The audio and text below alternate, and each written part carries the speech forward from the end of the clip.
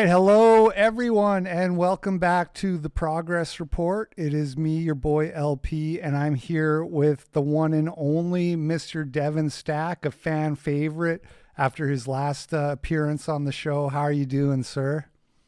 Doing pretty good. I'm a little disappointed that Israel didn't explode. I mean, there was that small chance. I was kept being told that if Trump didn't win, Israel was going to explode. And so, as much as I figured he would, I thought there was a tiny chance that if he didn't, make it happen, that we'd have fireworks in the Middle East.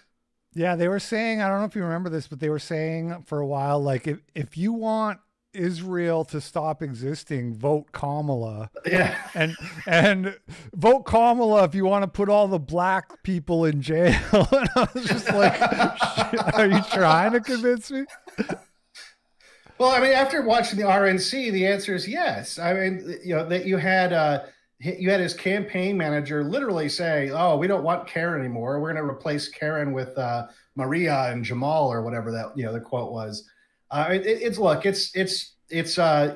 it's a different party now. It's what they've wanted a long time. The GOP is fine. They finally have the big circus tent they always wanted.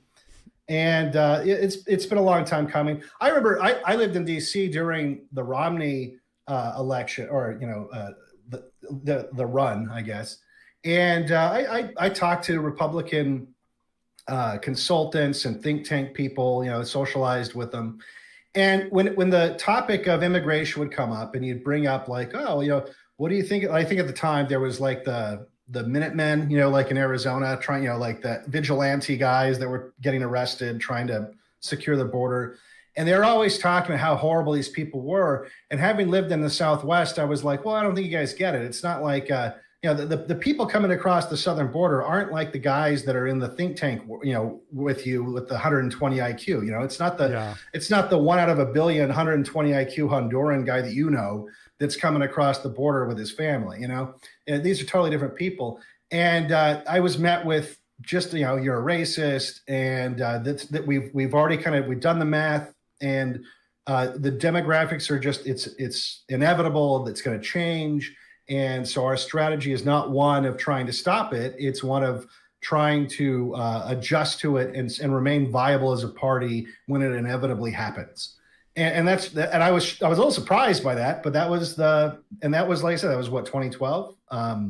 So you know what I mean? Like that's how long they've been working on it. Yeah. And well, hey, I mean, we did it. How about that Hispanic vote, huh? Hey, we did it, Reddit.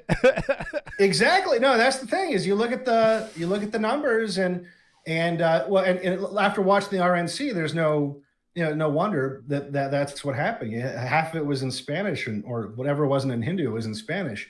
And look, they've been doing that a long time too. You can go back and look at the RNC when Romney was running, and Romney's son comes out, and just because he they're Mormon, he went on some Spanish speaking country on his mission, so he's fluent in Spanish. And he walks up, and he's like, does like an entire speech about mi padre, el presidente, and Ted Cruz did a whole thing in Spanish. Marco Rubio did a whole thing in Spanish. Jeb, of course, did a thing in Spanish. So they've been pandering to the Spanish unsuccessfully until Trump. But Trump finally delivered. He finally brought in the Latino vote, and Israel is safe forever. So, congratulations. Yeah, we did it. All right, guys, listen, couple quick announcements. First of all, bad news for Styx fans. You might notice he's not here. He messaged me about 9 hours ago, and he said, let me back up. I asked him yesterday to do the show. He said yes. He told me he had 3 streams today. And I said, oh, wow, what a trooper you are. Thanks, man. And then he messaged me at 1 o'clock today, and he said, I'm not going to make it. I'm burning out. I ran out of Red Bull. And I was thinking, you're burned out on Red Bull at 1 in the afternoon? Like, what are you doing? But so I don't think he's coming. That was the last I heard from him was 9 hours ago. So you're gonna have to make do with just Mr. Stack and myself. And well, that's basically it. And the other thing I'll say is, if you want to send a super chat, we'll read those at the end of the show. So the way this show works, Devon, is I like to play some video clips and then just use that as kind of jumping off fodder to talk about a little bit. So are you ready to get into this? Yeah. In fact, if you got a link, I haven't been able to tweet out the link because I'm looking at your feed here on Twitter or on X or whatever. I can tweet that out and get that on Telegram to get because I don't think most of my guys don't know that I'm even doing this right now because I haven't I've been so busy. I've even been on aside from railing against people on Twitter all day. I haven't really communicated anything. So do you have a link to where the YouTube link? I can just look for that, right? Yeah, I dropped it in the StreamYard private chat there too. Oh, okay. All right, I'll play this clip while you do that. All right. Oh, God. The condom broke. Oh, I might be in the bathroom. Great. I'm gonna go get that now. Sorry, you can't use that. Who are you? I'm your Republican congressman. Now that we're in charge, we ban Plan B. No, you can't. You can't do this. I can't have a kid right now. I won the last election, so it's my decision. Now let's get back in there so we can give her the news, Daddy. So they made a few ads like this that were kind of like, oh, they're going to force you to have kids. It's so horrible. And one thing I noticed in all of these ads, everyone was white. Yeah, of course. Of course they are. That's not shocking. And this evil looking guy right here, I feel like he should have slightly different physiog, like the nose should be a different shape. But, it's shocking to me that this is the scare tactic, right? Like, oh no, you're in this relationship with someone and you might actually have to have children with them. This is going to get in the way of all your fun. Yeah, and I mean, this was like literally their campaign. Like this was their platform. I saw dudes on Twitter being like, I'm voting for Harris to for the sake of my daughters. And then I'm thinking like, wait, you want your daughters to murder your grandchildren? You know what? I think they kind of do. I think they kind of do. I think that, and honestly, as much as it's painful to watch in the short term, I think long term, it's actually not a bad thing. I think this is a selection event taking place. And I think that a lot of these kinds of dysgenic personality types that we see, these self-destructive people, these people who are already living, non-reproductive lives, it's all part of that process. It's just they're weeding themselves out of the gene pool, and it sucks. It sucks because given our numbers shrinking every year, especially worldwide percentage, and just within our own countries. But I think in the long run, it's ripping off the Band-Aid. Let them take themselves out of the gene pool if that's what they care so much about, and I think they do. I think these people feel so guilty about their existence, they want to stop existing. Yeah, well, there is a little bit of a white pill here with, white women voted, what was it, like 70% for Trump in this election. So the antinatalist propaganda, even though it was kind of targeting white people, it didn't work on our women the way they were hoping. So at least that's something. Was it really that high? Because I remember last... 2020, it wasn't that high, but then again, 2020's numbers are all, I guess we can't really specify what I mean by that on YouTube, but especially given the totals, the vote totals that we have after yesterday, 2020's numbers look a lot more odd. Have you seen that? What I'm talking about? Oh yeah, like how there was like 20 million more votes. Yeah, the weird, funniest. huh? Yeah, I might have had it wrong at 70%. That's what I saw on Twitter. Somebody in the chat says 52. I tried to Google it. Okay, so it's only 52. So I mean, a majority still, but not nearly as much as thought it was. Yeah, because I think in 2020 there was you could do this map where you could filter it by different demographics, and white women voted worse than non-white men in 2020. Right. And yeah, and there was like black women voted like 90% for Harris. Oh, yeah. there was like libs on Twitter are saying like something's not right with this election. How did we lose 20 million voters from last time? Yeah, no, that's what cracks me up is they're using that to fuel their conspiracy theories now. Like somehow, oh, well, that was normal, this blip, because you can look at the election before and the election after now. And the blip is last election. And they're of course, their head isn't, well, there's something clearly wrong with 2020. It's that, oh no, we had 20 million more in 2020. So therefore, the fact that it's gone down now means that somehow, the Republicans were doing some shenanigans. Yeah, exactly. I'm looking at NBC News right now, and it says white women 53%, and white women were the biggest voting bloc as well at 37% of the voters. Nothing really else here really that interesting. Well, Latino men 55% Trump, so that's a little bit surprising, I guess.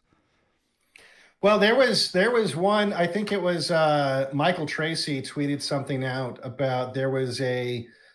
And again, this might just be a product of maybe something that was going on in 2020. But in 2020, there was a district that is something like something crazy, like 90% Hispanic in Texas, I think it was. And in 2020, and I'm giving ballpark because I don't remember the exact numbers, but they voted something like 20 to 30% for Trump. And then this time around, they voted something like 75% for Trump. And he said that this is a weird anomaly to have one district swing that dramatically for any candidate under any circumstances, right? And so, again, I don't know if that's a product of maybe some of the anomalies that were going on in 2020, or if, who knows, maybe the RNC, they finally got what they wanted, and they've welcomed in all of the Hispanics, and all their outreach has finally paid off. Yeah, I'm a little bit pessimistic about that staying that way. Like, so Richard Hanani on Twitter, he was like, demographics is destiny is officially debunked. We can throw that in the garbage. It's not true anymore. You can have a white right-wing multiracial coalition or whatever. And I'm kind of thinking like, the thing is that the economy was like so bad these last few years under Biden. And Kamala is such a like horrible candidate that I think that was really an important aspect of this election. And once Trump gets the economy a bit better, those people are going to go back to like, okay, who's promising me the Gibbs, Well, and you could even say that it's unrecognizable. The RNC is not a conservative party anymore. Trump was never a conservative. He was a liberal guy. Liberal, yeah. And he's even more liberal this time around than he was in 2016.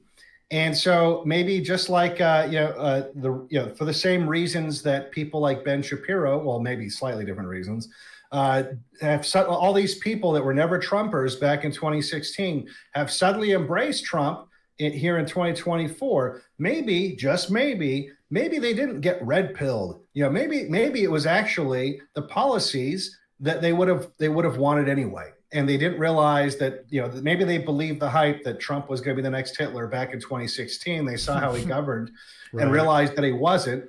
And, so it's not a big deal.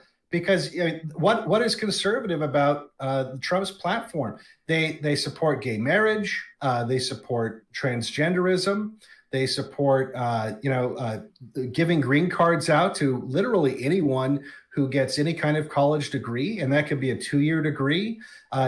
You could even have a situation where you have people who maybe get a visa while they're working on their degree that their company pays for. It could be online classes. So you could have a big company like Amazon or I don't know, one of Elon's endeavors, and they could say, hey, we need 10,000 new foreign workers, and they don't have to wait the 2 years because they can say, well, we'll put them through online classes as they work for us, and then by the end of it, boom, they're citizens. So they're very open to this kind of immigration as long as it's done legally, And so if you already live in America and you're able to vote as a Hispanic person, what's really fundamentally different from, say, a Trump presidency than maybe like a Clinton presidency back in the 90s? There's really not a whole, and plus, we're talking about most of the Hispanics that are in America now, or the ones that are citizens or can legally vote. They're a lot of them are Mexican. I would say the majority of them. I don't know what the exact number is, but that's if you're talking about Texas, that's most likely the case. And a lot of these people that they are talking about deporting, that they probably will, some of them will. I mean, there's not going to be the mass deportations, right-wing death squad, stuff like that.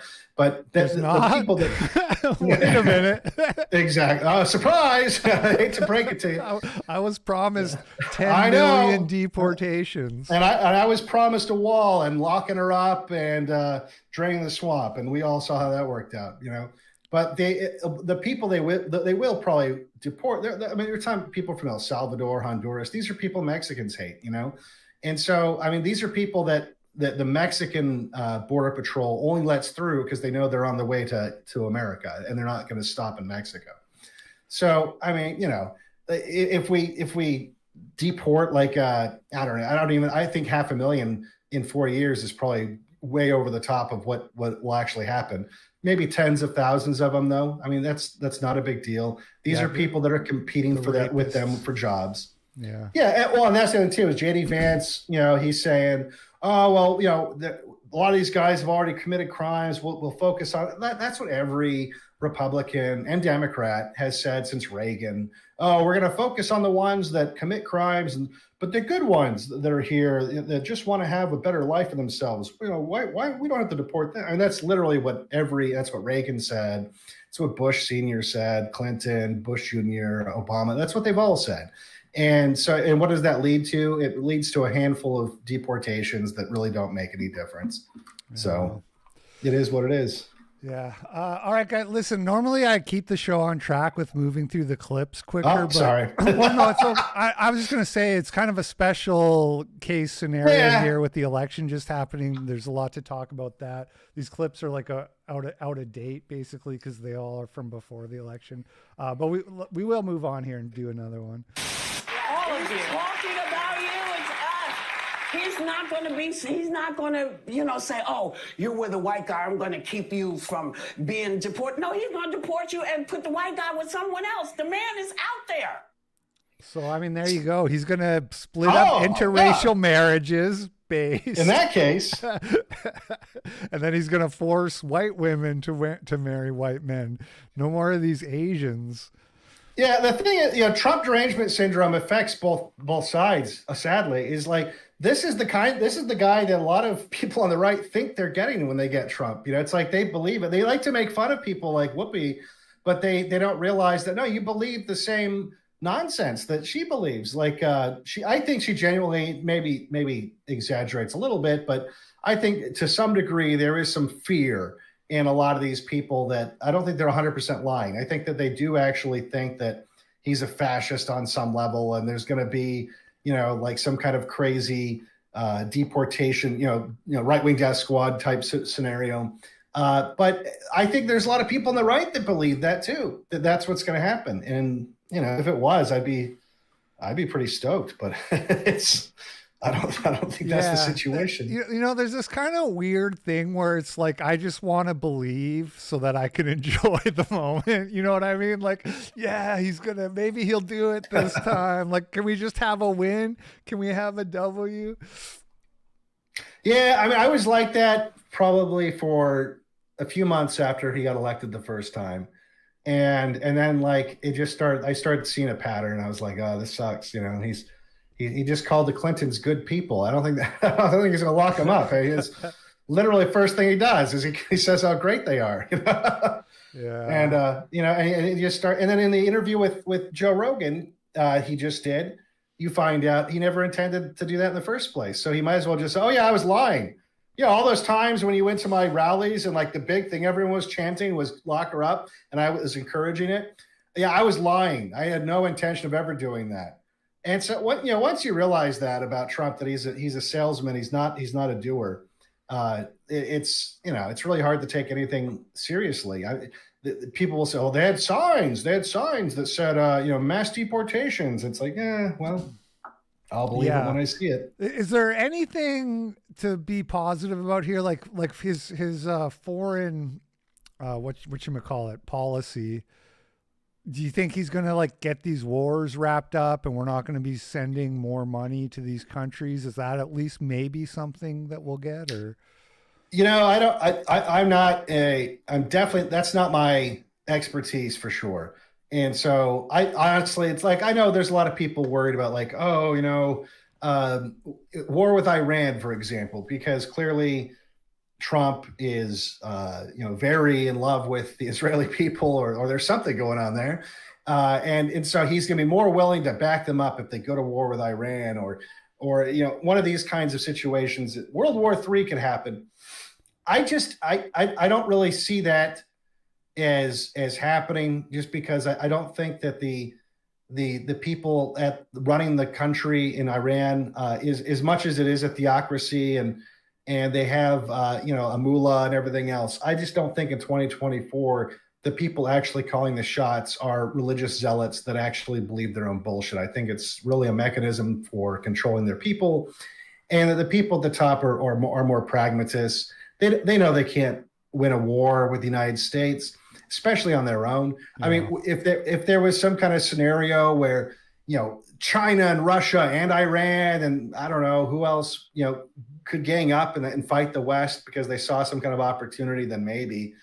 But I think it's just going to be, we'll continue to support Israel in their genocide of the people, the Palestinians. Yeah. And as far as what happens with Ukraine, that's a tough one too, because it's not like it's going to just. We're not going to just stop sending money to Ukraine because, as who's the gay Southerner, Lindsey, what's his face, the senator, Lindsey Graham. Yeah, he's gone on several shows to say that that one of the strategic interests that Ukraine has, or for the United States, is their rare earth minerals. These are all things that honestly, I think tie into even Elon Musk's business, having the batteries that they're going to want for all the new electric cars and all this sort of thing. And they don't want Russia to have that, because if Russia has access to all that, then, because we're apparently either unwilling or unable to get that sort of stuff in North America, then everything we get will have to be through these other countries in South America and in Asia. And, that'll enrich Putin. And so I don't know, will there be a deal that's struck with Putin where they give him Crimea? And I mean, I don't know. It's hard. I like I said, it's not, I'm not an expert in that. My sense is though, that, cause I think even just before we went live, that I saw I didn't drill down, but I saw some tweets saying that Moscow wants to renormalize relationship with the United States now that Trump has been announced the winner. So who knows? And I'll tell you what, it's not lost on me that Chabad Lubavitch, which is very pro-Trump, people forget that's a Russian organization, and that's where it's a Jewish organization, but it's from Russia. That's where all these people are from. And so I'd be surprised. Is that like the Chabad? Like, sorry, what are you talking about right now? I'm a little lost. What organization? Chabad Lubavitch is basically Yeah, I like call it Chabad. Okay, gotcha. Okay, yeah. It's spelled CHA. I don't know, bad. but yeah, so like that. Yeah, that Kushner is tied in with them, and but like Trump's relationship with that group is very tight. They have also a very tight relationship with Putin in Russia. So I don't think that's insignificant. My guess is that a lot of these Russian oligarchs also have a relationship with this group that is very powerful in both countries. So, but do I know that 100% that that's going to matter? No, I don't know enough about the issue to say that for sure. But on the surface, that's what it looks like to me. That there will probably they'll come to some agreement that probably includes Russia getting to keep Crimea and what they wanted in the first place, and it'll turn out that a lot of Ukrainians died for nothing. Yeah. All right. Well, let's see what else we got here. I do not accept a coffee or a walk as a possible. Okay, just a quick note about this video. It's the same woman in both videos. Okay, so this is like a before and after thing here. Date option, and neither should you. First of all, I'm not a dog that needs to be walked. Second, I have an espresso machine at home, works fabulous. We're not doing drinks either. You're gonna try to get me drunk and take me back home. No. We are doing dinner. You're gonna pick me up. We're gonna come to the restaurant. We're gonna see your table manners. We're just gonna, study you a bit. I started the egg freezing process. I did some preliminary tests, which showed that my egg count is really low. The doctors did tell me that might affect my fertility. My eggs are high quality, but there's just not a lot of them. It's just so sad.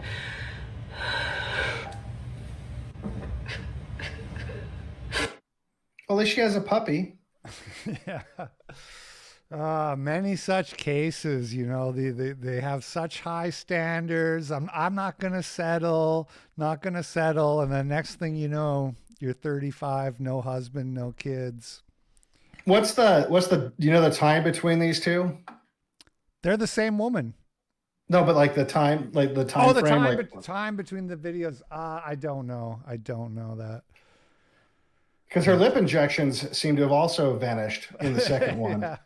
Yeah, those are which temporary. Which is good, because I've always thought those looked ridiculous. I've never understood why anyone would ruin their face like that. Don't get me started. My wife is all into it, and I keep telling her. Oh, no. Instagram face. Yeah, no, I had an ex that she was perfectly pretty, and then she wanted to get those, and I was like, no, don't do it. And after we broke up, she got them, and I was like, oh, good Lord. I'm glad I kept those out while I was around, Yeah. But yeah, it's sad, but like what a lot of women don't understand is men, we usually want to do these quick, go have coffee, go eat, go have ice cream or whatever, because 9 times out of 10, there's a lot of psychos on dating apps, and usually, or at least I always did, within almost 30 seconds, whether it was not, it was not going to work out. Sure. And so the thing is, do I want to sit there now and spend another $100, already knowing that this is going nowhere, and sit through a long, boring dinner and whatever else that I have to do now and the whole time I just want to shoot myself in the head? Or do I want to just have the coffee and if it's not a big deal, we have a coffee, it doesn't work out, all right, see you, talk to you later. You would think if both people were, being in good faith, showing up for that meeting, that would be beneficial to both. And if you don't understand that as a woman like that, I feel like she's just already trying to take advantage and just trying to get, free fun out of everything. And I don't even know if it's so much that she thinks, oh, I'm worth more than that. I think that's just an excuse. It's like, okay, well, if you are worth a lot, isn't your time worth something? Do you want to spend 3 hours with some dude that you're just milking for free drinks and lobster? I mean, you know what I mean? what's the point if you have these great high standards? Don't you know with it, the time it takes for a coffee, whether or not he's going to meet those standards, and then you can go on a second date. Yeah, no, those are great points. And I went back when I was in the dating market, my go-to was always like a walk in the park for all the reasons you just said. It's like, if this is lame, we can cut it short. I'm not wasting my money. Yeah. Yeah, because it's expensive. I mean, when I lived in DC, I didn't really. I went out there for a job. I didn't really know anyone, and so because I wasn't socializing ever. Like 90% of my socializing was dating apps. It was like I went on like three dates a week sometimes, and it gets expensive. Like you're having to buy like the fancy dinners and everything. And after a while, and just the Uber rides and everything else. After a while, I did the same thing. I was just like, and I'd be honest on the app. I would just say, hey, look, how about we just go get coffee at that place down the street? And, if we think it's cool, we'll go out again. But if not, we'll just, peace out. Yeah, seems pretty reasonable. A lot of girls were okay with that. Understatement. How bad did it suck? Real bad. I mean, he tried to get us to inject bleach in our veins. He wanted us to stick light bulbs up our... He tried to enforce a Muslim ban, like his great big idea. First thing he does when he gets in office. So this was another angle of the Harris campaign, which was celebrity endorsements. They had so many big celebrity endorsements, the biggest celebrities, Beyonce, Leonardo DiCaprio, and that wasn't good enough either. Is that a white pill that people don't give a shit what these Hollywood assholes have to say anymore? Is that at least something we can be glad about? Well, I'll tell you, I think that part of it is just it's not the same anymore, right? Like if you had famous people in the 90s, just as an example, everyone would agree on who the famous people were because what were your options? Everyone was watching the same movies in the same theaters, put out by the same studios, or they were watching the same TV shows on the same 4 networks at home. And like, that was it, but now it's like, there's TikTok stars that have millions of followers who I don't know who the fuck they are, but like a bunch of other people do. And there's people who know who I am. And a lot of people don't know who the fuck I am. And so it's now there's just so many different outlets and so many different ways, so much content variety. It's all on demand, like people don't have to, I have to make sure that I get home by 7 so I don't miss the season premiere of whatever, like that doesn't happen anymore. And so I just think part of it is just like, what's a celebrity anymore? It's funny because when you ask people to name movie stars, even a lot of it's like the same people that would have been movies, they'll say like Tom Cruise, right? Well, it's because he's one of the only ones that hasn't, well, miraculously he doesn't age, but he's the only one, he's still writing from the surfing on that celebrity from when he was famous in the, before all this kind of fell apart. But more and more, I mean, I don't know who a lot of these people are. And like, I don't know who is this guy? I don't even That's Mark Ruffalo. He's a Marvel. Oh, wow. The Incredible Hulk. Yeah. I know who that is. He has not aged well. Let me ask you this, because like Elon Musk was touting everybody's getting their news on X now. The Rumble numbers on live streams during the election were really big. I think I was watching Fuentes stream a bit yesterday, and he was up to like 80,000 viewers. How important do you think this is? Do you think that we can use this sort of more lenient social media policies that are out there to make a difference, or is it all just part of the containment? I think it's an age thing, right? So, I mean, it's like if you watch the commercials on Fox News or CNN, it's like for Depends and, Life Alert, and like it's old people, right? It's SNL too. I saw was like 80% over 50, their audience now. Right. So, I mean, that's all dying out. And I mean, I haven't had cable TV since I was like in my 20s. And a lot of people that I know, I mean, some people I know have never really, in their adult life had cable TV. And so it's been dead a long time. And so I think that maybe under 58, under 50. I don't know what the cutoff is. I think Gen X is like half and half in terms of their, TV consumption. But I'd say at least half Gen X, most of, millennials and all of the Zoomers. I mean, they're all consuming stuff on the internet. Mm-hmm. And so, yeah, I think that we actually have that is one way that we've shifted the Overton window, as people love to say, or red pilled the normies. I mean, I think there's some truth to that. I think it's ultimately you're still, here's the thing. Ultimately, people, you got to have perspective. Like you mentioned that Nick had, 80,000 lives or whatever during his election coverage. How would that compare? Like Dan Bongino, who I've never watched a single one of his things, but I know that he gets like 1 million on him. Yeah. I think Crowder had like 150,000 live viewers. Right. But I mean, the people were talking about how on YouTube, like the Daily Wire guys they weren't having that much. Like they had like 30,000 to Nick's 50,000 and stuff. Yeah. The CEO of Rumble, Chris Pavlovsky, he's tweeting out like, we passed YouTube in downloads in the App Store and stuff like that. Yeah, I think, there is that opportunity there. I think Nick's kind of an anomaly. I think he's really talented in terms of, this guy can, he can riff for, without breaking eye contact with the camera for hours. No, he is an anomaly because he's not pushed at all either. Like Dan Bongino and Crowder and those guys, they'll put on the front page of the website, right? Right.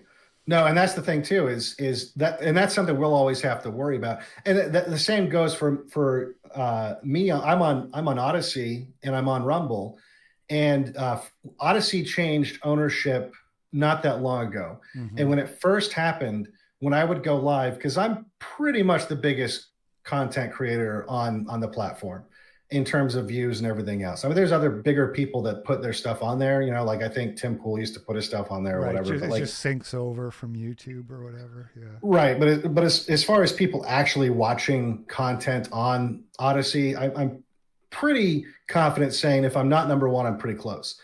And when they switched over, I would go live and I'd be on the front page of the Odyssey page because I think that they got rid of all the filters or whatever.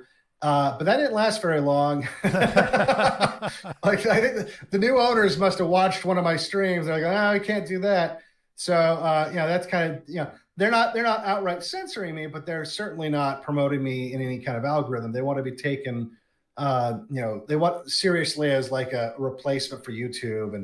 And so they're suppressing the more extreme content. Rumble I noticed that when I look at my Odyssey front page, it's always like the Quartering and Melanie Mac and shit like that.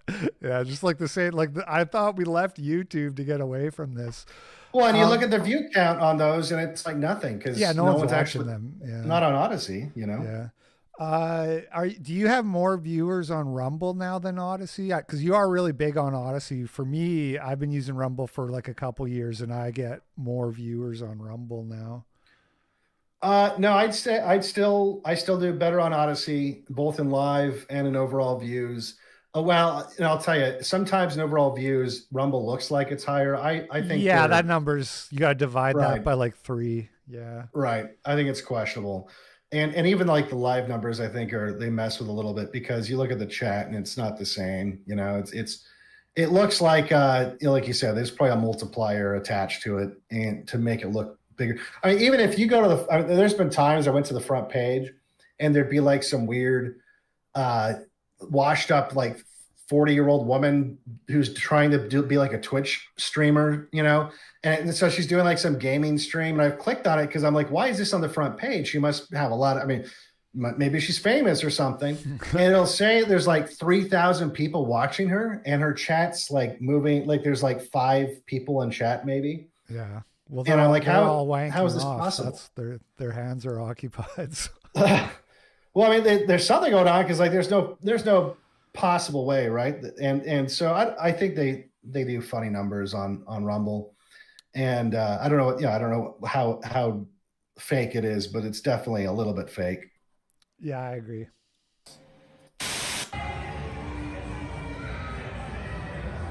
Uh-oh.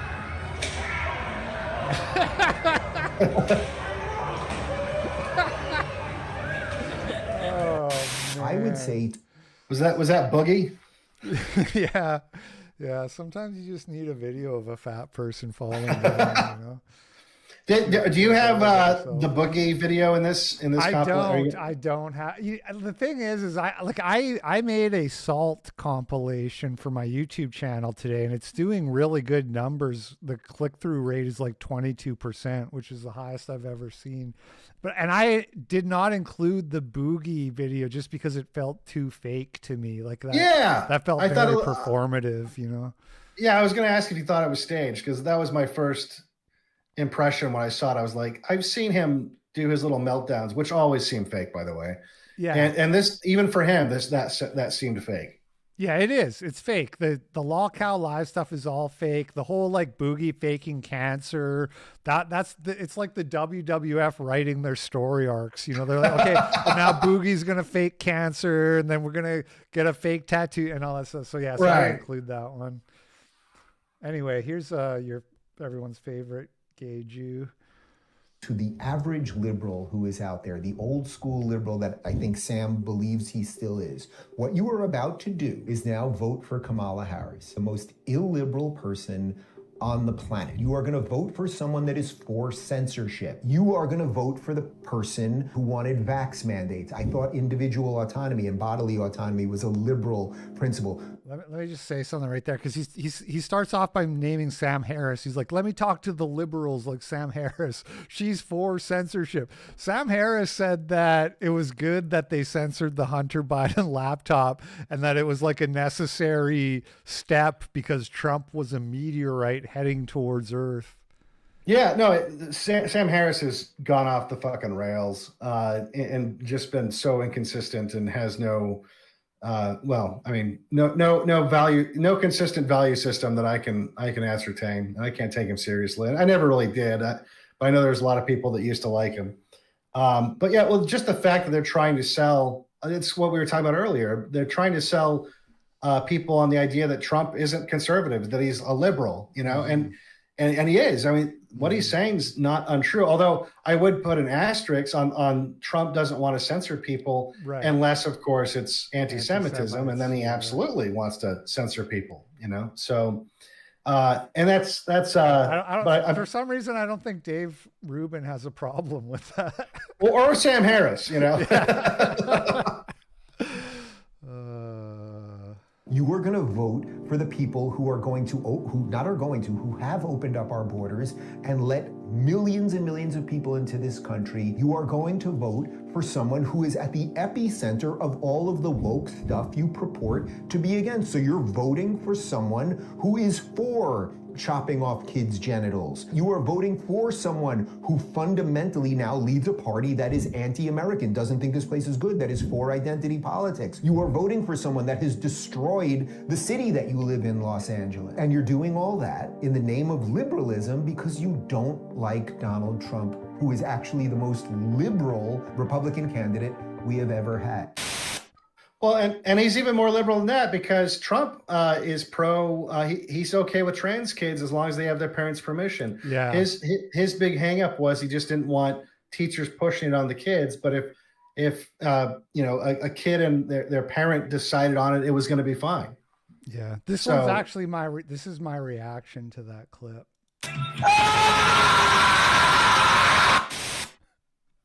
There you go. It's crazy. I mean, Dave Rubin is one of the most like stuck in 2016 people out there. It's actually kind of wild. These whole arguments of like, they're the real racists, you know, it's like, we're still doing that in 2024. Really? Well, he's another example of how liberal the conservatives have become because, you know, he himself, he's embraced by these people and he's gay married with a gaby. Right. And everybody congratulated him on his gaby, as you say. Yeah. Yeah. So, I mean, yeah, it's frustrating because all these people are like, oh, we have to win. If we don't get Trump in, then the wokies won. What's the difference? Where's the law? Like, where's the actual, substantive difference between woke left and woke Trump administration at this point. Like classical liberalism or whatever, where it's like, sure, give your kid puberty blockers if the parent consents to it. Yeah. And that's now. Imagine what it's going to be like in 4 years. I mean, they've managed to slip from, I think in 2016, Trump was saying, well, if trannies want to use the bathroom in Trump Tower, they can use whatever makes them feel the most comfortable, right? And that was already, I think that was crossing a line for me at least. But a lot of people were able to, he's just, he's trying not to sound like a bigot or something. And we've gone from that in 2016 to, oh no, trans kids, that's fine as long as you have your parents' permission. Did you really say that? I didn't catch that. Yeah. It was the morning host of Matt Lauer. Matt Lauer asked him about Caitlyn Jenner. He said, if Caitlyn Jenner wants to go into Trump Tower and use the women's bathroom, you have a problem with part that. I believe, but about kids like getting Yeah, I think it was it might have been the Rogan interview, but it was very recently. Very recently, he said that that's something that kids and their parents can talk about. We can't have the teachers promoting it. Yeah, I'd have to find the exact clip, but it was pretty recently. Okay, I missed that one. That's yeah. Well, you're right. What is the difference? What is even the difference at this point? Hi, everyone. This is Richard. Well, Election Day is coming up, and I want you all to know that I'm voting for Kamala Harris, and I hope you will too. Yeah, I honestly, I don't know. I kind of feel like he's a contrarian for a contrarian's sake. Because his reasoning for saying this is not the reasoning other people might have. It's not like an accelerationist. It was view Ukraine. He was all in on Ukraine. Kamala's going to save Ukraine. I found it very strange. Yeah, I don't quite understand it. I feel like his views are a moving target, and so it's hard. It's like trying to nail Jello to a wall sometimes. And so I think he has some interesting things to say from time to time, but I could never wrap my head around his support for Kamala. Yeah. And correct me if I'm wrong, but you're kind of anti-voting. Like you just think it's a waste of time, or? Yeah, I mean, look, I don't think it's a complete waste of time in like local elections. And if other people wanted to vote, I told people when I was streaming, look, if you want to vote, whatever, I'm not going to tell you not to vote. But I explained the reason I didn't want to vote for Trump and why I actually believe, and still, at the time, and still believe that ultimately Trump is going to be a worse outcome in terms of the dissident right achieving its goals. And so that, and I certainly wasn't going to vote for the guy, fool me once kind of a thing, but also I'm not going to reward someone who's openly selling my people out to Israel and refuses to even mention the words white people, but likes to talk about a certain tribe, around the clock, like it's his, favorite people he's ever heard of. And just like that alone, I just don't want to reward people selling us out and tricking, well-meaning old grandmas who waving Q signs around into believing in some kind of false prophet. Really, is what I think he's turned into at this point. Ultimately the big thing for me with Trump was if Trump's like he's like the Trojan horse, really, because he's going to get in, and that's not even going to be the big problem. The big problem is going to be J.D. Vance, who will most likely run in 4 years. And based on, unless there's some big scandal that comes out, or unless Democrats stop running people who are geriatric and barely sentient, very well could become president for the next 8 years after that. And J.D. Vance is a complete invention of people like Peter Thiel. The guy comes out. I mean, I used to know guys like this. He was this guy in D.C. this guy that came from nothing. And in fact, he almost fits the profile of like a sheep-dipped CIA operative, right? Like no father, has a rough background, has issues in terms of like, not just the lack of male authority in his life, but also this class that doesn't match up with his intelligence, always feeling like maybe and then they write a book for him, or I don't know, maybe he wrote it himself, maybe it was ghostwritten. I don't know. I can't really say, someone wrote it for him. But anyway, a book gets written. Who writes an autobiography when they're like 30? Okay, first of all. And then that gets obviously astroturfed. The New York Times is writing articles about how wonderful this book is. They turn it into a movie that wasn't small budget and made no money. I mean, it had Glenn Close in it, and it had that chick that played his mom, who isn't exactly, not famous. I forget her name off the top of my head, but she was, big in the early 2000s or whatever.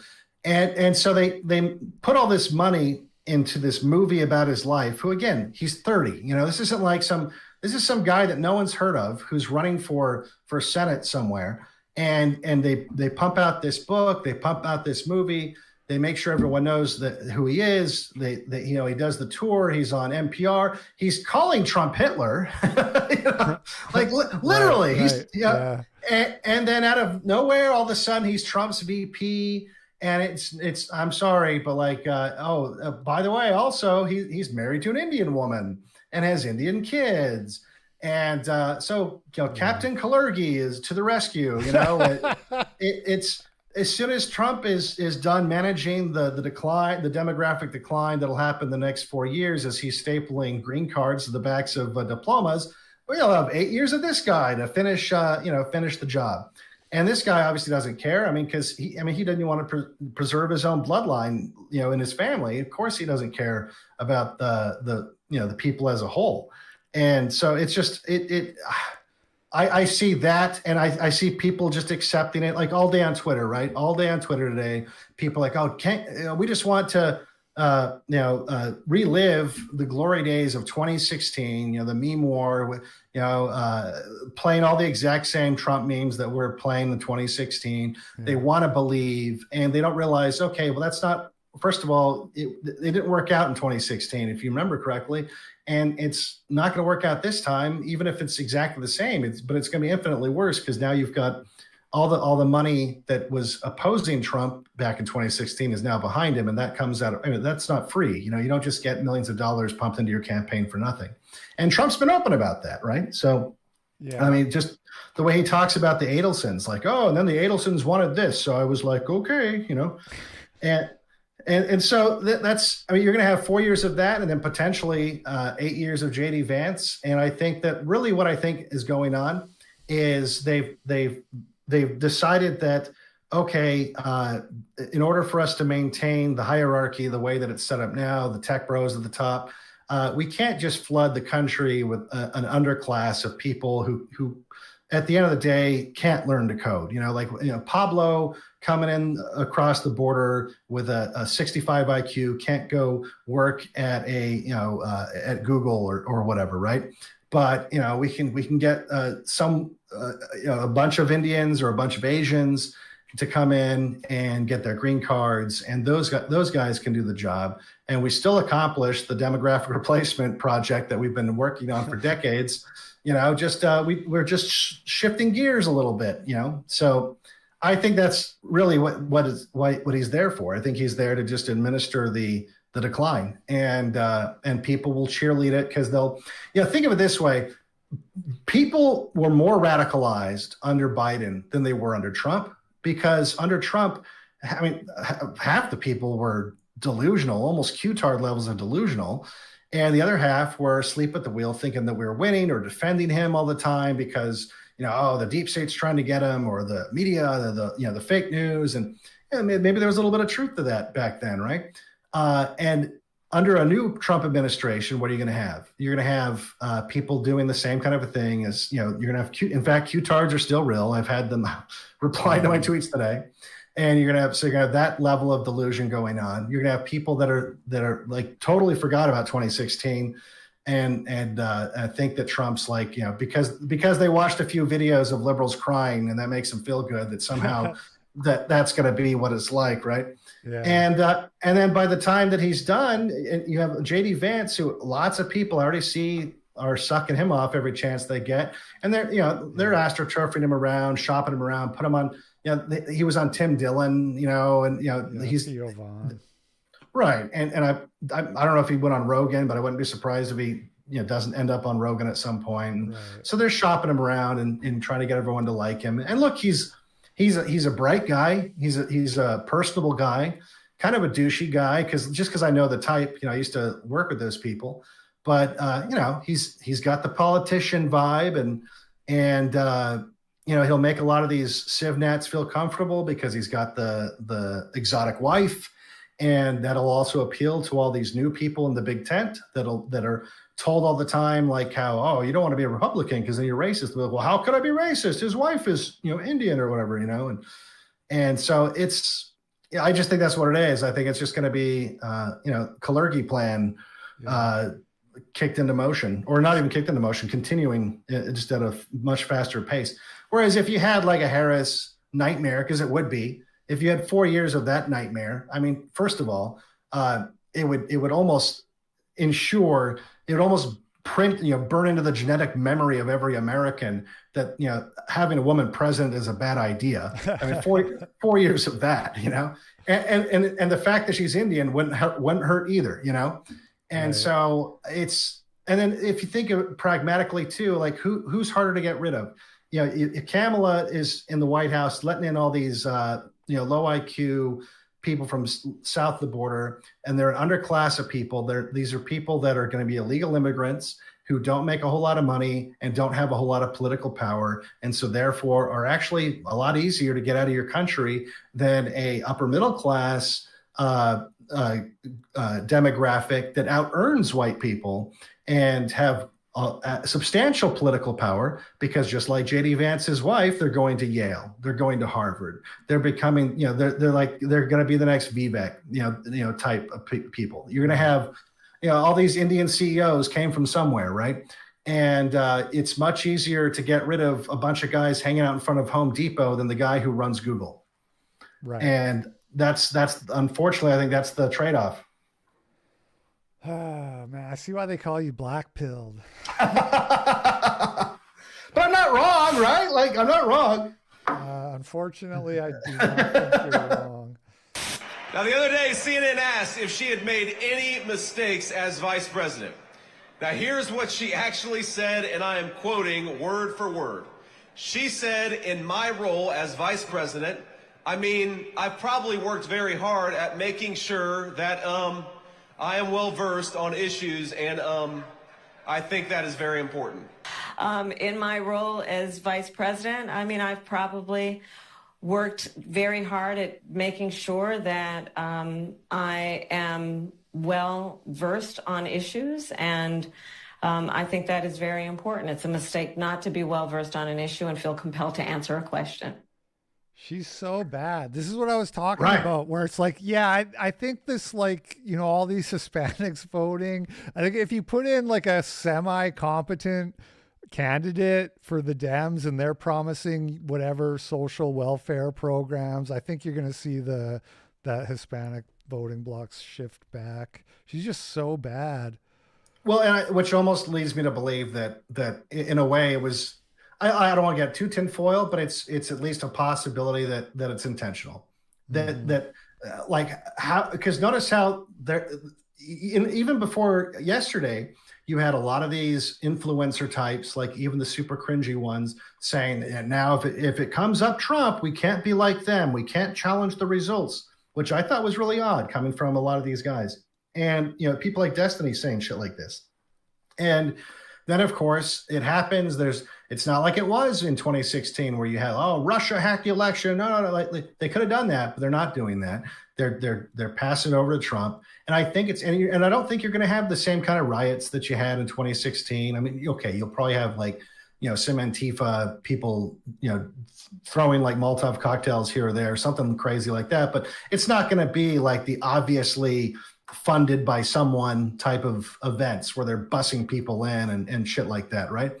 And I just think that the powers that be, the people at the top that call the shots, at some point made the decision that Trump was the best choice for not only Israel, but maybe their financial interests, and decided to shift gears. And that's why they didn't care that, I mean, because she's a nightmare. And so was Biden. Biden was a nightmare too. Yeah. And so and there was time, if they really were worried about Trump, I mean, there was time to get someone else. They didn't have to run. I mean, everyone knew Biden was a train wreck, and they could have had someone like Gavin Newsom, who I don't know how much better he would have been, but it would have been better than those two clowns. They could have had anyone come in and actually pose some kind of threat at least. But yeah, I mean, instead they ran, at first they ran a guy who probably legit shits his pants, and a woman that sounds like a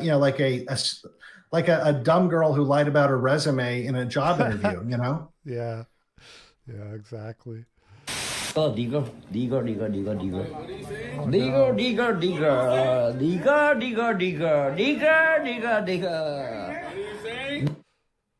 Koreans are adorable. Yeah, so this is Johnny Somali. He's like a nuisance streamer who goes around to these Asian countries. And I was reading today that he's not allowed to leave South Korea, and he's facing 10 years in prison. I don't know exactly what the charges are. God, I hope so. Yeah, really. I mean, that's what you got to do. You got to make an example out of people like this. Yeah, that's what you can accomplish when you don't have an atomized public made up of tons of different competing groups with zero cohesive culture or shared heritage. Like this is what you can do when you don't have a certain type of people that creates conditions like that. Yeah. So we could be saying the N-word all the time, you guys. If we just it'd be amazing. It's funny because people complain. They say like, oh well, Korea, like they're below birth rate. Their birth rate's below replacement. That's you can recover from that as long as they don't say, okay, therefore we must supplement the population with. And maybe this guy's great for preventing that from happening, right? Having this guy, I'm sure he's in their media all the if he's getting assaulted by Koreans on a regular basis while he's streaming. I'm sure he's not exactly working out great for the people who want to diversify Korea. But that's the thing. If they don't fall for that trick, if they don't say, oh well, how are we going to be able to afford all the welfare programs for old people if we don't import new people like they kind of sold the West on, the price of raising children will go down and people will inevitably have more kids. Like the market will correct itself, if you look at it. And so it might be rough and weird for a little bit, but I don't think populations are meant to just increase in a linear fashion. There is always an ebb and flow. Yeah, I agree completely. That's exactly what I've been saying is like, yeah, you're gonna have to go through maybe a growing pain segment where there's a lot of old sick people and there's not enough people to take good care of them, but you're gonna eventually. But houses are cheap. You know what upsets me is Japan was always kind of the exception in that. Like it was like we at least have this one control group who isn't doing the mass immigration thing, but they've even started doing it now too. So now there's no country you can even look at as an experiment of what happens when you don't give into that. Well, even like so you remember that Netflix movie or series about that weird game show, that Korean, the fucked up Korean game show with it. There you go. There was the Indian guy, right? At the time that was, I actually watched one of those episodes with a Korean friend of mine, and I asked her, I was like, are there really like Indian dudes like in Korea? Like, or did they just throw them in there? And she's like, no, that's like our Mexicans. And I was like, oh, don't do that. Don't do that. So she said they were importing them to do like the crap jobs. Right. And so that character was based on someone like that works at like I don't know, like their McDonald's or whatever. And that's how it starts. Yeah. Digger.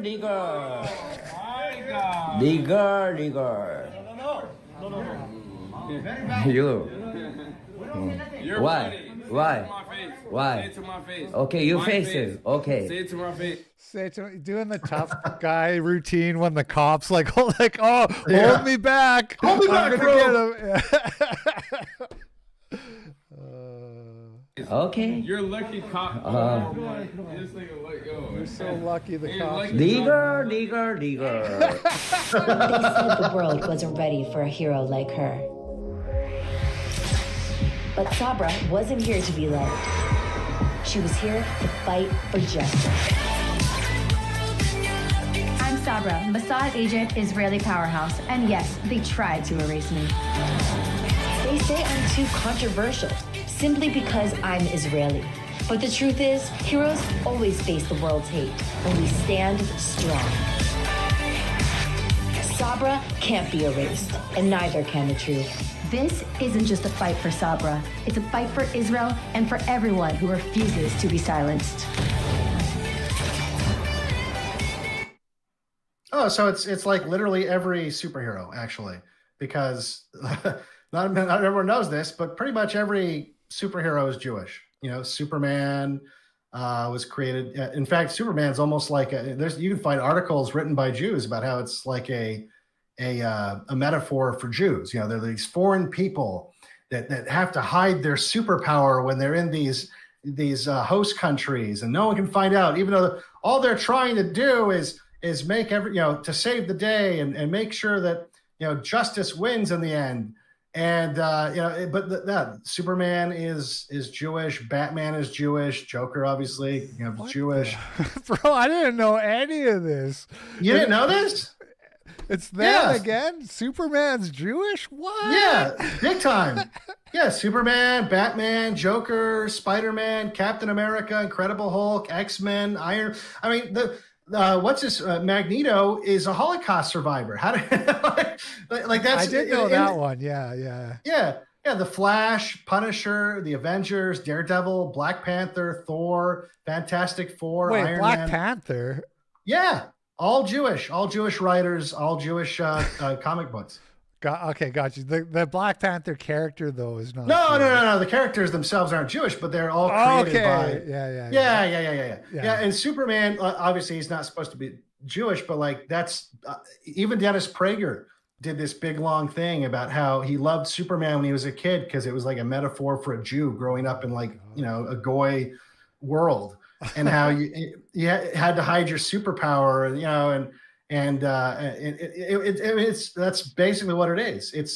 It's like how Rudolph the Red-Nosed Reindeer is Jewish. Same sort of thing. Like, everyone made fun of him because he was different and he wasn't like all the other reindeer, but because of his nose. But when push came to shove, he was there to save the day. Tikkum olam. It's like that's Superman. Like a lot of Jews. I mean, you can find articles like from all the Jerusalem Post, the Forward, like all kinds of newspapers have written articles about how Superman is like some Jewish metaphor. I did not know that for sure. That's a little depressing. Heroes rise, and so will Israel.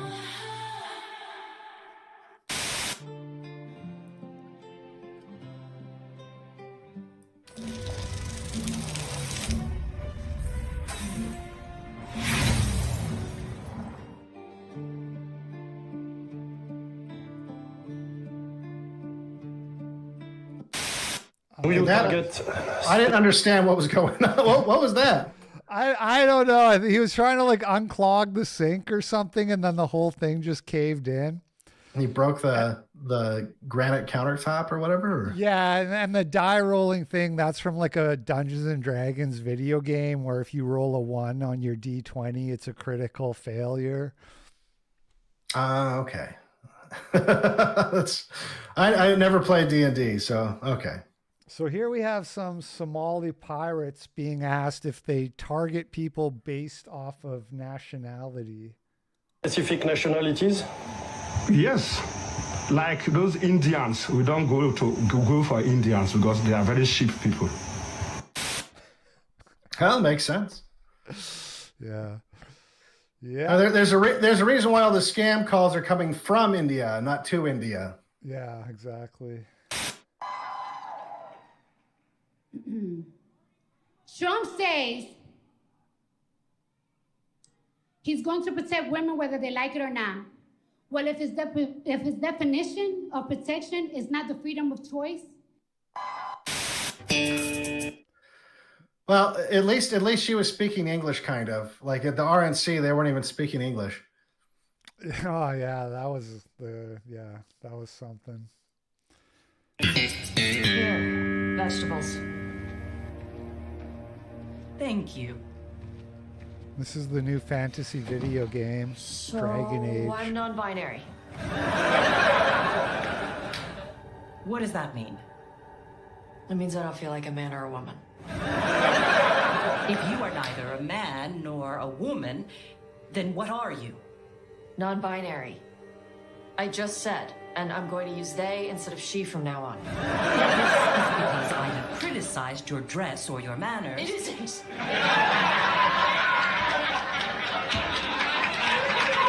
Under the Queen, the term for one whose gender does not match the one given to them at birth was a cunithlok. Perhaps you are like that. Why do you have to keep picking at it? Why can't you just be happy for me? Evatosh, chakra to ebra. Who I am? Even if I don't feel like I fit, even if I feel wrong? No, you misunderstood.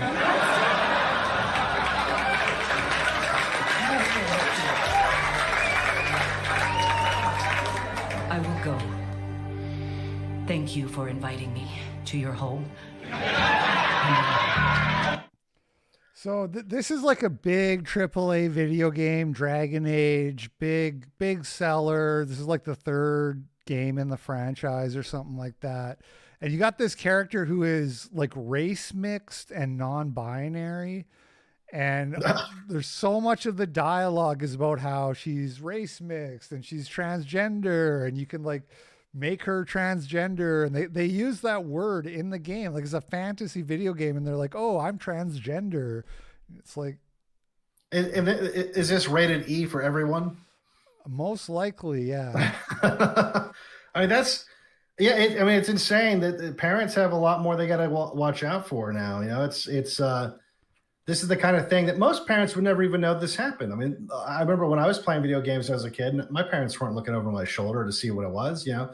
And so there's probably lots of kids. This is maybe one of the first, because how young you think a kid could be playing this game? I mean, you could have a kid who's like 8 years old, 9 years old playing these games. Yeah. And that's their first introduction to insanity. You know, this could be what leads to them, mutilating themselves. These people need to be rounded up and taken care of. I mean, that's just the way it is. And I know people like think that that's what Trump's going to do, but unfortunately, you know, right. we need the version of Trump that the people who made this game think that Trump is. Yeah. Well, the good news is the game is selling horribly. It's like totally bombing.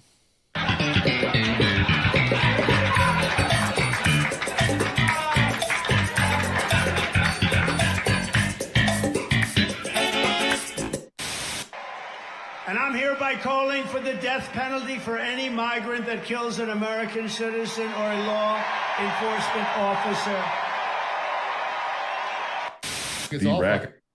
Yeah, that's based. I mean, I think we definitely need more death penalty. Mm-hmm. Like it's kind of related to the last thing we were talking about.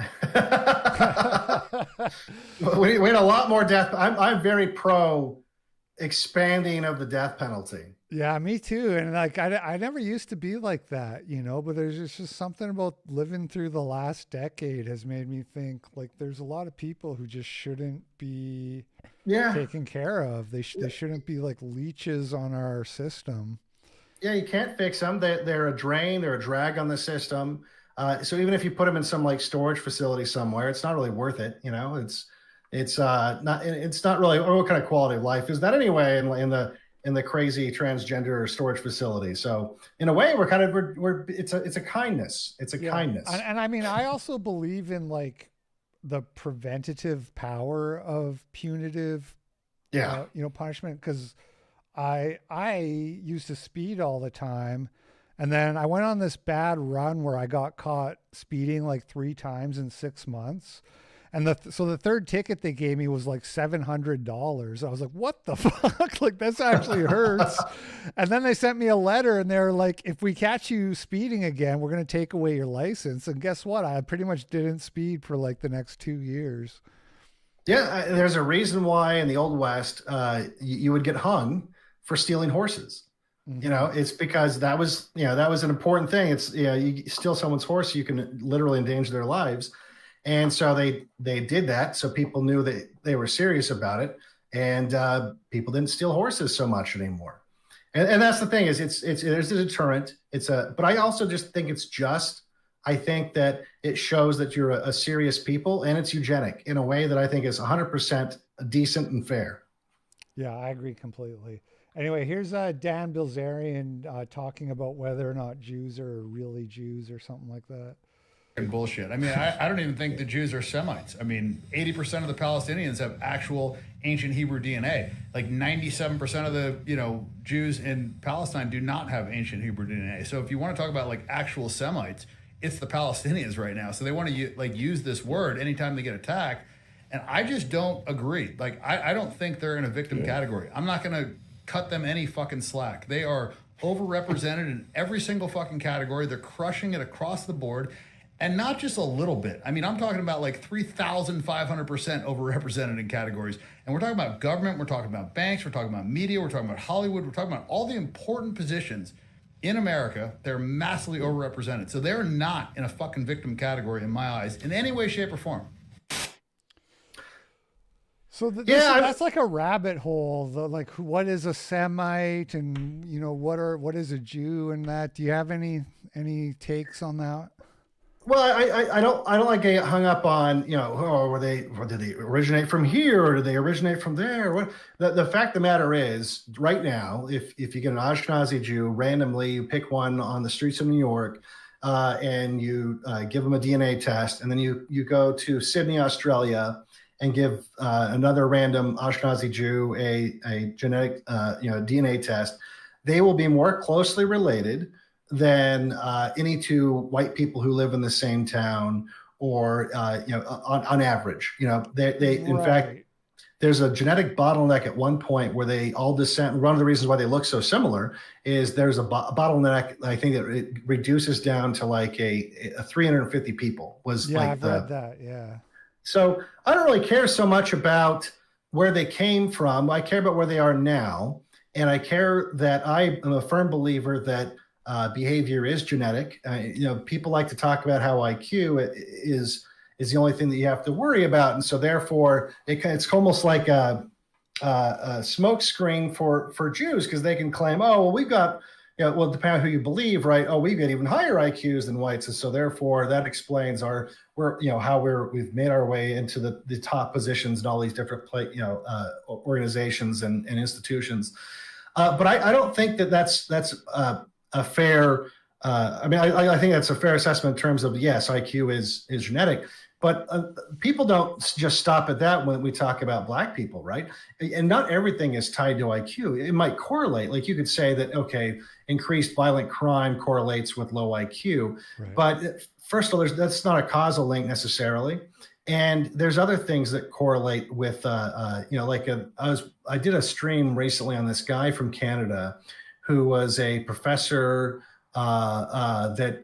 he did this, I'm blanking on his name now, but he did this big thing in the 80s where he wrote this paper, ended up, getting obviously raked over the coals in the media. In fact, he did this whole media tour where he determined that, or his hypothesis was, not only was intelligence genetic, but that he also found a lot of these other things, and started to introduce the idea of R-selected, K-selected, groups. Like, for example, certain things like Black people have more twins, and than white people, and Asian people have fewer twins than white people, and so he was seeing all these things but if you just broke it up into these three basic groups of Asians, whites, and Blacks, that you had these consistent differences.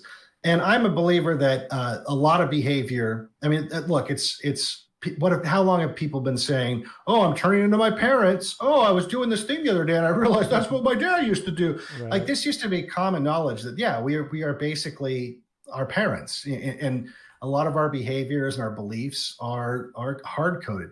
And I think that because it kind of, it irritates people who want to think of themselves as like these original, little snowflakes. I'm a one of a kind individual, and everything that that's in my head has originated from some magical place from my soul or whatever. So they've kind of wanted to throw out the conventional wisdom that no, I mean maybe some of your thoughts are original and behavior is original, but a lot of it's genetic.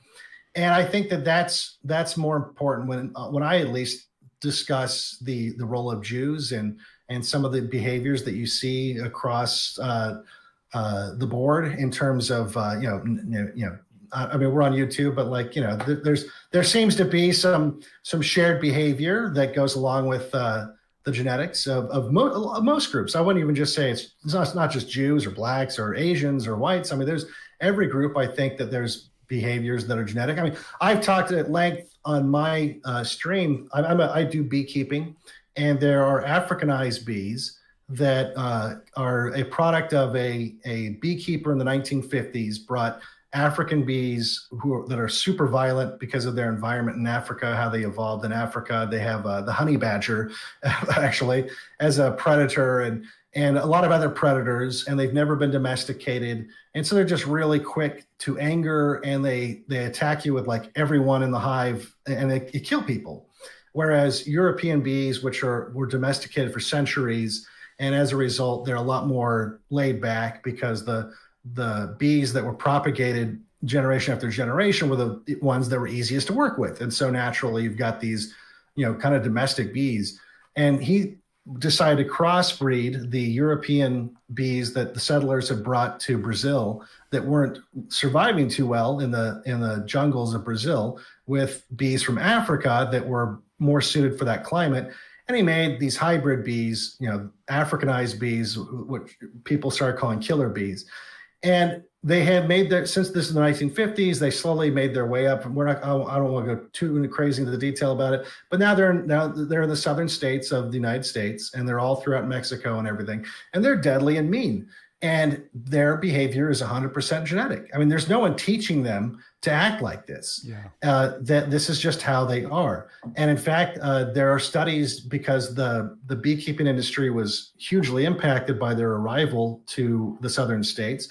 There are lots of studies that universities have done where they say this. In fact, you watch and I've played them on my stream. You watch a lecture from one of these people these professors at universities that study this from I think one of the big ones was Texas. And if you were just to use your imagination a little bit when they're talking about Africanized bees versus European bees, it's funny how much they're willing to admit that like the behaviors of both these genetically similar animals are wildly their behavior is wildly different only because of their genetics. And I just think that people they want to believe that somehow we are immune to that kind of aspect of heritability. No, I mean, you're absolutely right. And I say this all the time. I remember a little while ago, there was this Jewish Twitter user who was like, if you guys love IQ so much, then why don't you like Jews? You Wignats or whatever. And I came in the replies and I was like, well, here's the thing is it's not just IQ that's genetic, it's personality. You can show the studies where they're like, yeah, your personality is like 70% heritable or whatever. We have these 5 big personality traits that we measure on people, and you see trends when you look at groups, right? So Jews, for example, are high in neuroticism, Yep. and then I also said to her, I said, and also here's some studies showing that how stereotypes are like one of the most accurate things in social science. Every time they try to validate stereotypes, they like pretty much always get validated by the research. And so what are the stereotypes about Jews? You know, kind of distrustworthy, kind of greedy, kind of nepotistic. You take those characteristics and you add it with a high IQ, that's a problem for the other people around them. All right, and when you have the same, it's when you have the exact same criticisms of a group from different people separated by thousands of miles and hundreds of years, you have to think that there's got to be something to this. You know, like when people talk about the protocols, for example, and they say, "Oh, well, that's a forgery" or whatever, even if it was. Well, how would someone know to write such an accurate sounding description of these people that is from a totally different culture? You know, these supposedly came out of Russia, you know, over 100 years ago. So how is some Russian forging these documents over 100 years ago and nailing it right on the fucking head? You know, it's because, and the same thing, you could say the same thing about the descriptions of, you know, Africans when whites first encountered them. There was this eugenicist guy from the, or no, he wasn't a eugenicist. He was this guy from, I think, the 1700s that wanted to categorize all living things. He was like some Dutch guy. And he included humans as part of this project. And he categorized, because at the time they'd only encountered Africans, Native Americans, and white people. So those were like his three categories. Apparently he'd never met an Asian guy or anything else. But in his descriptions that he gives for the three different races, you could say he was a little bit biased when he described white people. But the other two, they weren't super negative by any means. He tried to describe, you know, good properties as well as bad, but they were relatable. I'll just put it that way. Like, you could read those descriptions today and be like, yeah, it checks out. Yeah. So listen, it's been kind of a long day for me, so I don't want to go too much longer. We're not going to get through all of these clips because we're not even halfway through yet, but that's okay with me. I just want to do like a couple more clips and then we'll do the super chats, which there's not a lot of, and then we'll call it a day. This is the basketball player got a new statue.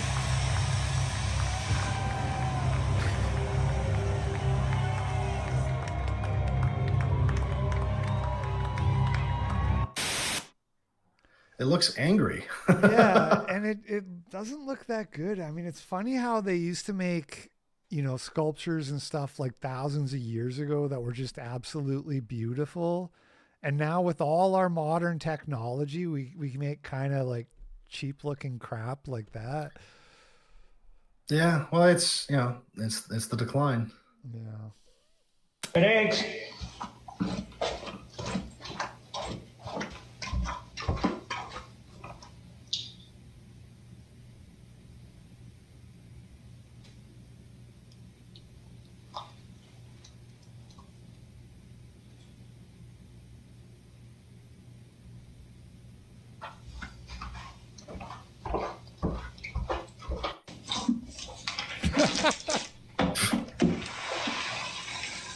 Oh man, criminal mastermind right there. Yeah.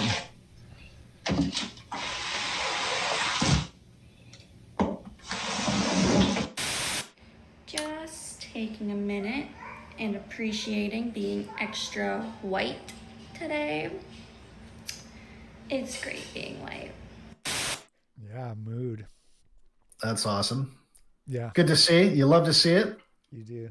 Do you think Oh, the yeah. presence of evil is kickstarting people to wonder about the dates? What happened to me? That's what happened to you? Oh yeah, I had a direct experience. You love Tucker, with it. don't you? In the milieu of journalism? I'm super serious, guys. On my bed Demons attack that night, and I got attacked while I was asleep with my wife and 4 dogs in the bed and mauled. I like how they had the balls to mention the dogs and show, and like, you're like, it's almost like a shit test. Like, they're like, are you gonna call us out on it? We're literally gonna tell you that I'm in bed with 4 fucking dogs. I'm gonna show you the dogs, And I'm still going to tell you it was a demon that scratched me up. Just because we really want to make sure that only the, it's funny because there's actually a tactic, I forget what it's called. When you start a cult, one of the things is you have to make them believe in something really stupid in the beginning. And not only will that filter out all the people who might become problems later, but it creates like an issue with them later on, so that once they buy onto the stupid lie, they have to admit that they fell for the stupid lie, right? If they ever want to leave the cult, and so they can't, so because of pride, and so they just double down. And so once you get them to believe that, they'll believe anything. It almost feels like that when I watch this. It almost feels like he's trying to be like, yeah, get ready for something really stupid, but I want you to believe it. Yeah, it's a real stretch. I even believe in demons personally. Like I'm Christian, I'm religious. I believe demons are real, angels are real, but that they're physically mauling you and scratching you. Well, and his story's not even that great. It's not like, and then the demon said, no, he never sees a demon.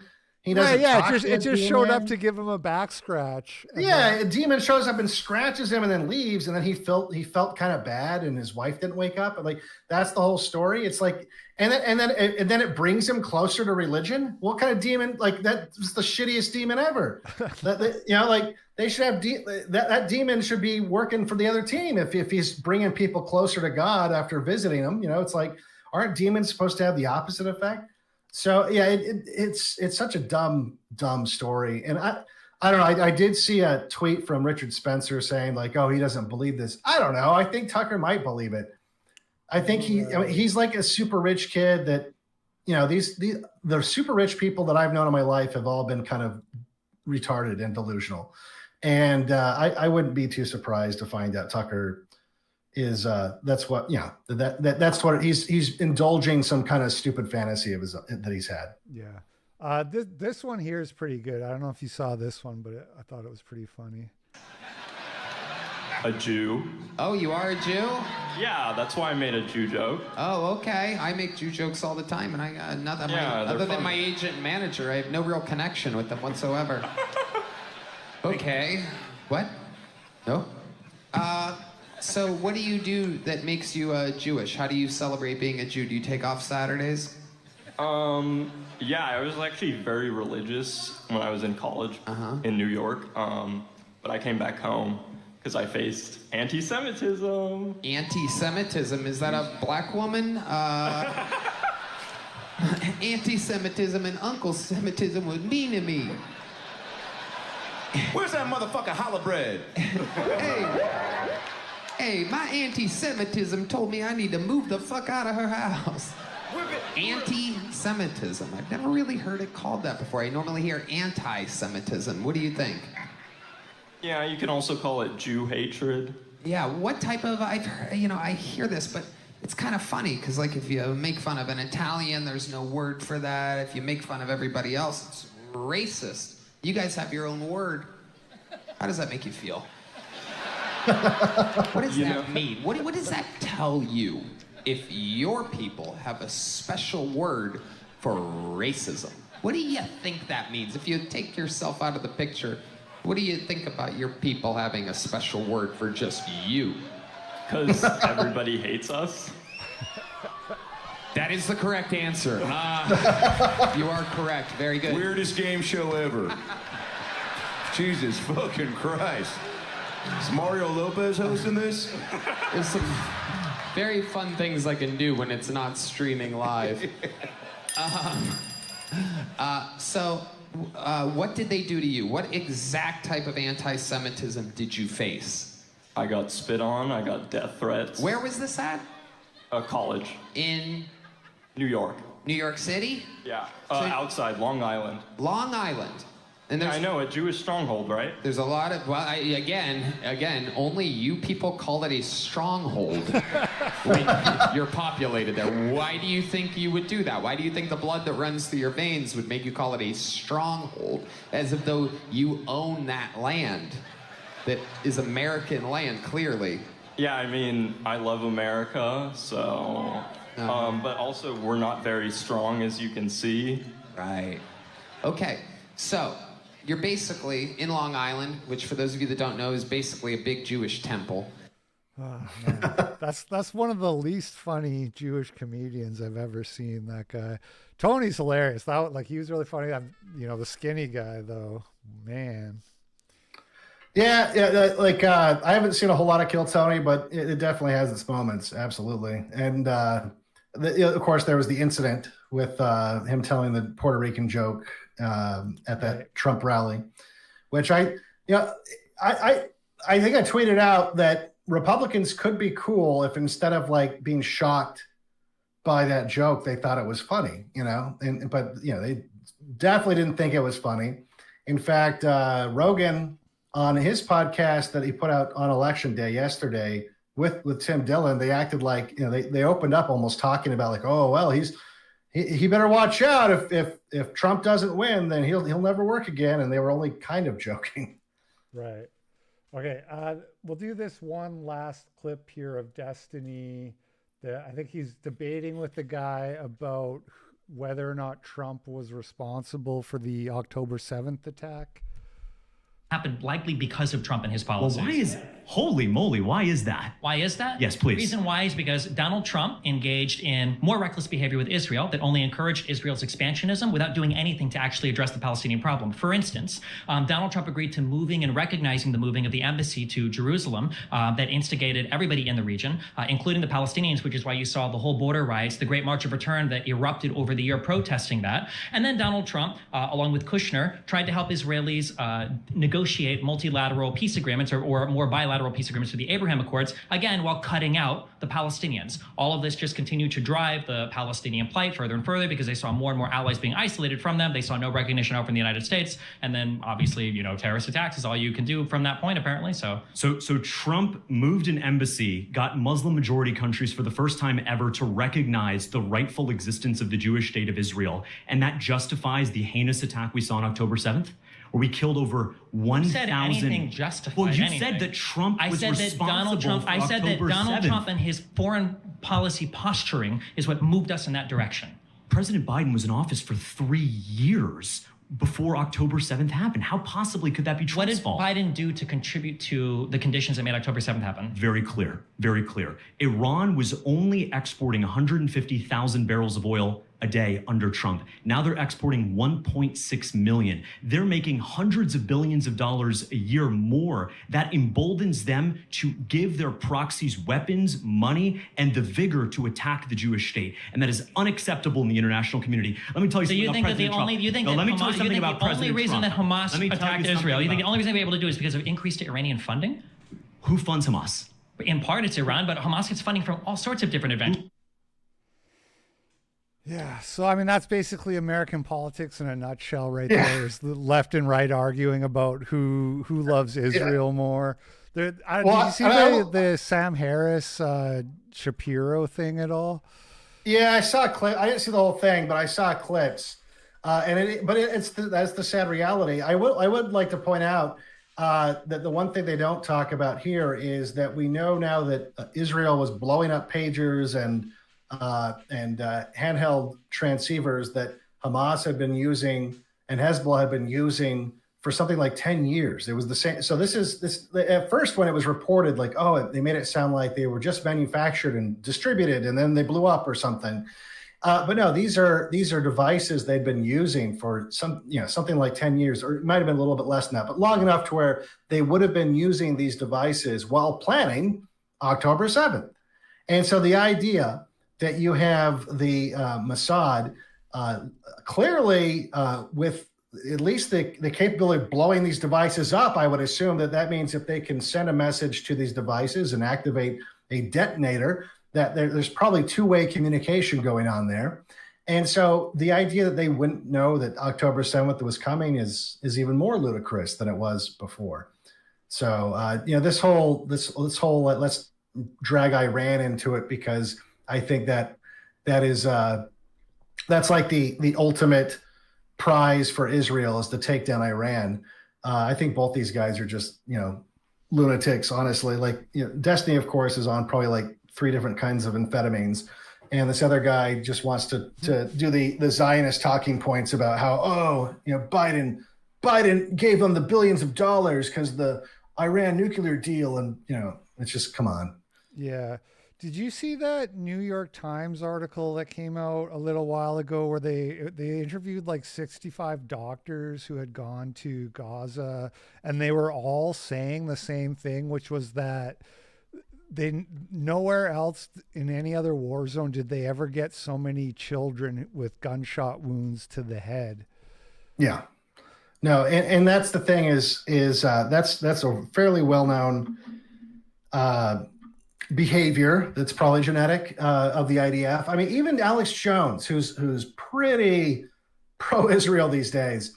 There's an old clip of him in one of these moments of clarity that he has, where he's finally had enough like shilling, and so he breaks down and just says the truth for like a minute. He has this moment. I think it might have been post 9/11. It might have been like right after 9/11. Where he goes off on the IDF, joking as they target the testicles of young boys that cross the border and shoot them for sport.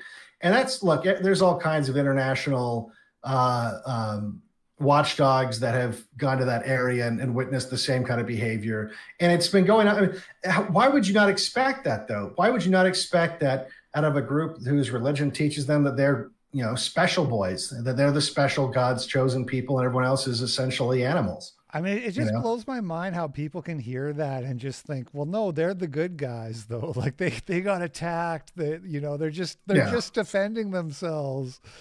Yeah. All right, man. Well, listen, I don't want, like I said, I know you got a show to do too. I think, are you doing your show today? Not tonight. I'll be back on Saturday though. Oh, okay. Somebody in the chat was saying, let him go. He's got to go do his show. But I want to wrap it up anyways. So we'll get through these handful of super chats we got here. Anime Extremist sent $3. He said, I would love to see a YCSP stream with both Devon Stack and Josh Moon. Josh is a big fan of Devon and has recommended a lot of his videos and live stream episodes on his Mad at the Internet stream. It would be cool to see them together. Would Devon be down? I'll just say before you answer that was actually what I was hoping for, because I had Josh last week, but you were busy last week, so it didn't work out. But I agree that I think that would have been a really fun conversation. Yeah, absolutely. All right. Don Browning sent $20. Big dono. Thank you. Sticker that says goal. Rob sent $20 Canadian and says, hey, Devon, you should definitely get in contact with Sven Stoffels for a stream together or some kind of collaboration. I'm not sure who that is. I know him. He's an animator. Have you ever seen the Hila Klein cartoon where she's like in the IDF and shooting the kids, and she's all like blood happy, whatever? I might have. It sounds kind of familiar. I think like it's not very long, but it's like a cartoon IDF woman. Yeah, I think I've seen. I think I saw that not too long after October 7th.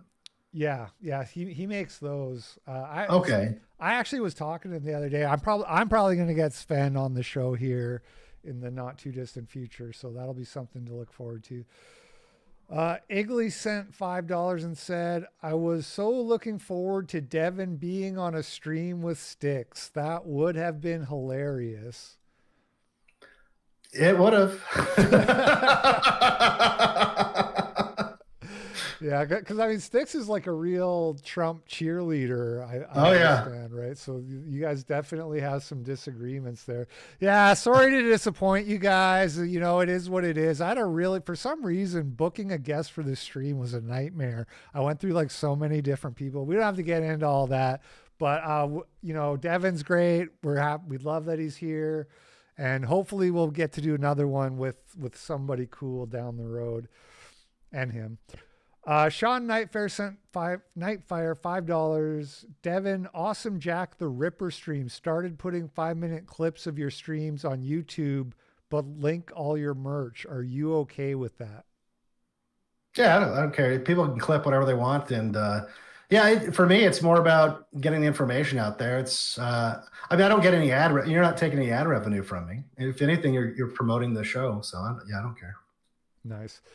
Sassy Yoga and Astrology sent $5, and then the message is retracted. I don't know what happened there. The message is gone, but thank you for the $5.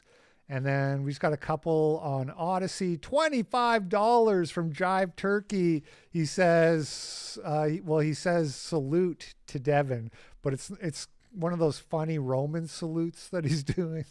Oh, okay. And thanks for the $25, Jive Turkey. And Swalla My Goo sent $5 on Odyssey and said, who is in the thumbnail with the black? Oh, yeah. Okay. So I should apologize because that's just the YCSP thumbnail from the week. I always just like recycle the thumbnail from my Sunday show for this stream. And it's just some guy soy jacking. And then, but I put your black-pilled logo like in front of him. And a lot of people were like, is that Devon? Is that what he looks like? Wow, I'm really reconsidering. So that's my bad. That's not Devon. That's just some soy jack guy from the thumbnail. All right, well, that's it. That's the show. Why don't you, Devon, tell people where they can find you? I did put links to your Odyssey and your Twitter account in the description, so you can check them out there. But anything else you want to plug or let the people know before we wrap this up? Go ahead. Yeah, I think the easiest thing is just blackpill.com. We'll take you to the Odyssey page. The links to everything else are in the descriptions of all those videos, but that's the easiest way.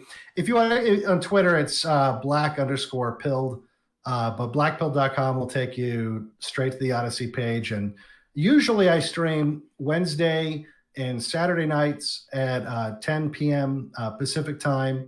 I'm doing holiday hours right now because I got a lot of traveling and stuff I'm doing over the next month or so, which is why I'm not streaming the night.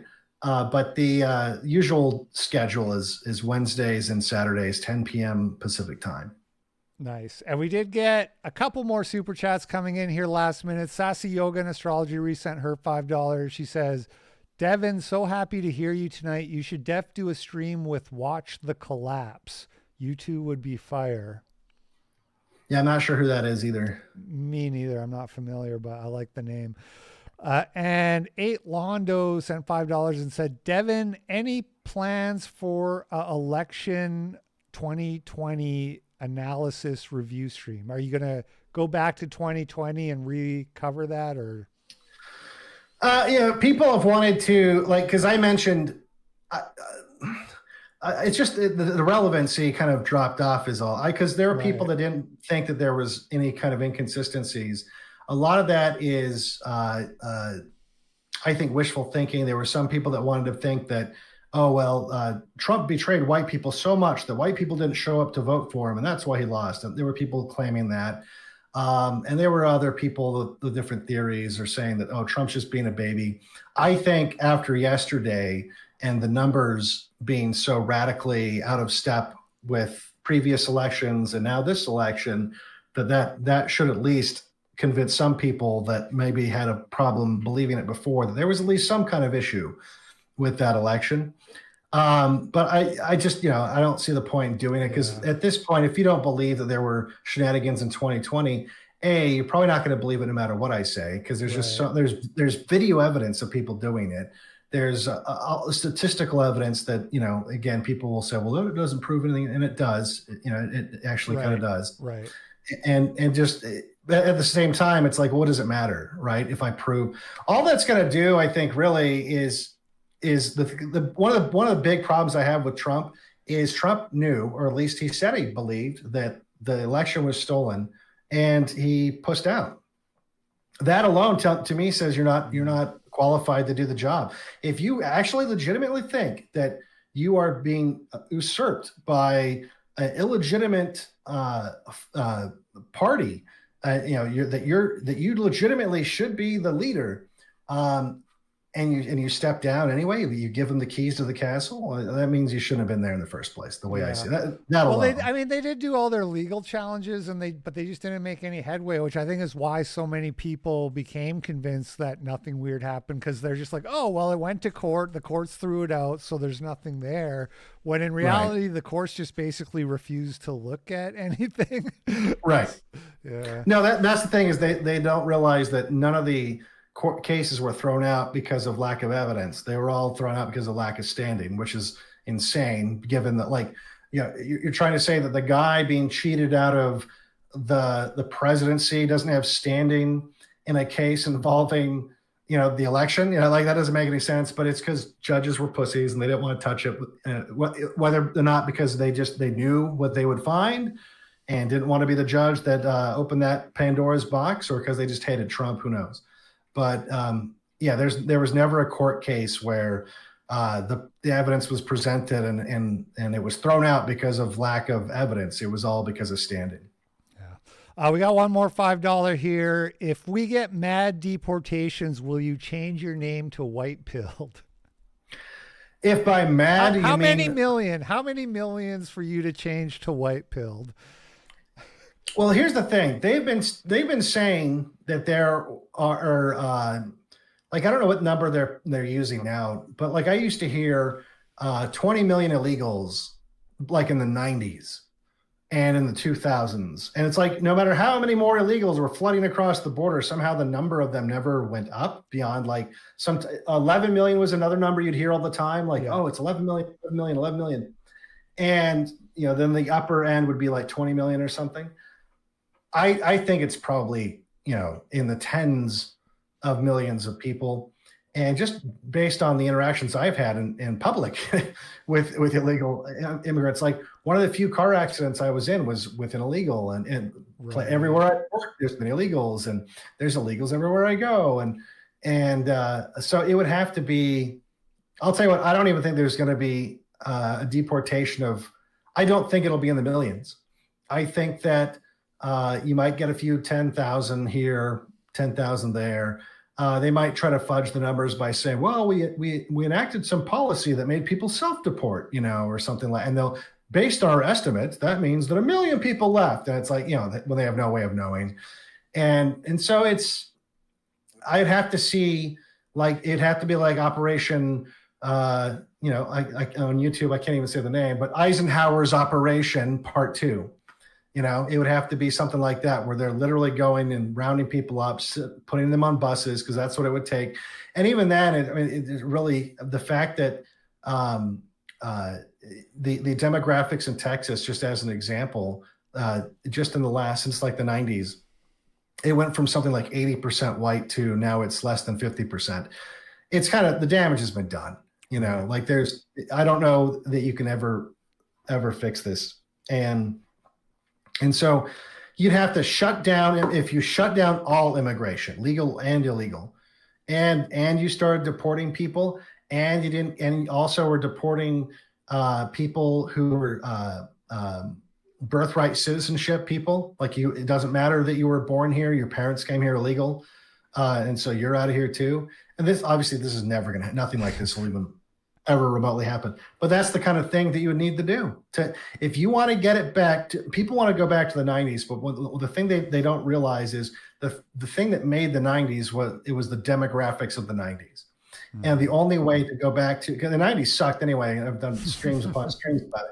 But like, even if that's what you wanted to do, you couldn't do it without getting rid of like tens of millions of people. And that's just not going to happen. Yeah. All right. We got one more, $2 from Simeon Robin, who said mass deportations. I guess correcting his previous one, which he actually wrote made deportations, and I translated it to mad because I'm a wigger.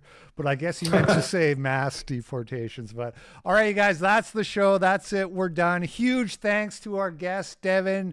We love you. Come back anytime. You're always welcome here. And thanks for watching. Thanks for all the support, everybody. You guys have a good night, and we'll see you later. Peace out.